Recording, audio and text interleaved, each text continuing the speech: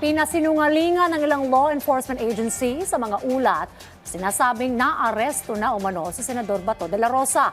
Nagbabala naman ang Malacanang sa publiko hinggil dito at iginiit na isang paglilihis lang ito ng mga kaalyado ni Vice President Sara Duterte.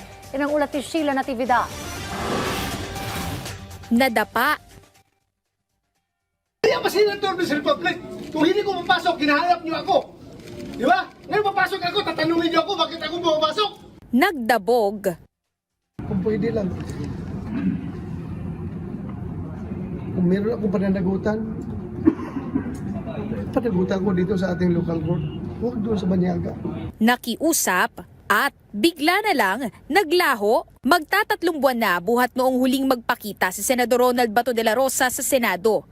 Si De La Rosa na walang parang bula matapos ang nangyaring insidente ng putukan sa Senado noong May 13. 2 araw matapos maisa publiko ang arrest warrant na inisyu laban sa kanya ng International Criminal Court para sa umano'y crimes against humanity. Kaugnay ito ng war on drugs ng nakaraang administrasyon.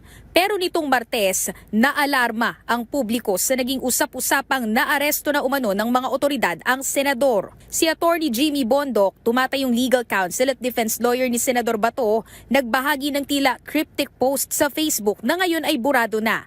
Sabi sa post, may parating umanong masamang balita. Dapat din anyang ipagdasal na naway hindi ito totoo para sa ikabubuti ng bansa.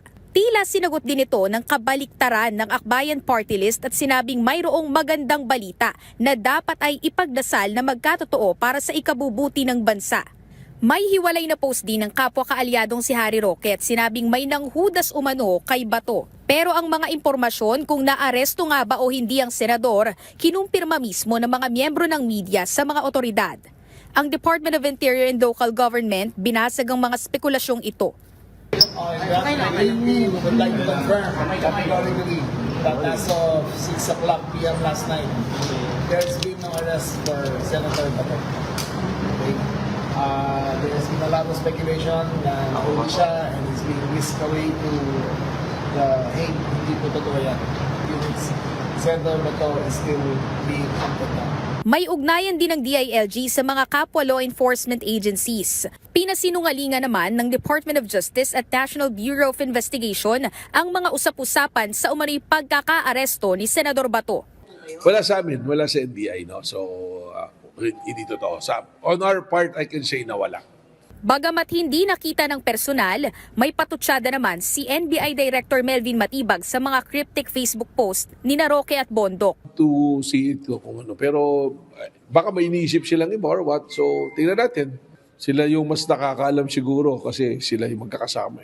So, we have to look into it. Bakit sinasabing nahuli? Pero wala talaga. No? Baka kailangan ng content. Ang palasyo, nagbabala at sinabing huwag kaagad magpaniwala sa mga usap-usapan at alamin ang pinagmulan nito. Sabi ni Undersecretary at Palace Press Officer Claire Castro, walang laman at konteksto ang mga cryptic post ni Roque at Bondoc. Tila timing din anya ang ginagawa nila para matabunan umano ang mga naisiwalat ng Commission on Audit kaugnay ng mga resibo ng paggasta ng daang milyong confidential funds ni Vice President Sara Duterte sa kanyang opisina at Department of Education nang maupo siya bilang kalihim nito. Giit din ng palasyo, diversionary tactic ito ng mga kaalyado ng bise. Ang malinaw ngayon, hindi pa tukoy kung nasaan talaga si Bato. Wala rin maski presensya nito bilang Senator Judge sa impeachment trial ni VP Duterte. Samantala, naniniwala ang NBI na nasa Pilipinas pa si Senador Bato dahil patuloy din nila ang sinasagawang surveillance para matukoy ang kinaroroonan nito. Sheila Natividad, para sa Bayan.